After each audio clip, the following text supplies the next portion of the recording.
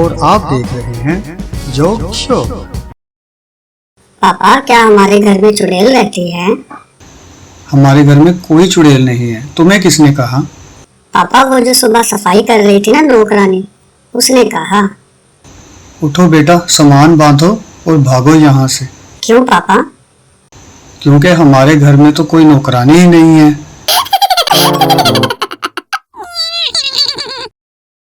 पप्पू, तुम तो कटिंग करवाने गए थे, पर तुम टिंड करवा आए हो। पापा, वो कटिंग करवाने के बाद नाई के पास वापस देने के लिए खुले 20 रुपए नहीं थे, तो मैंने कहा फिर बाकी पैसों की टिंडी कर दो।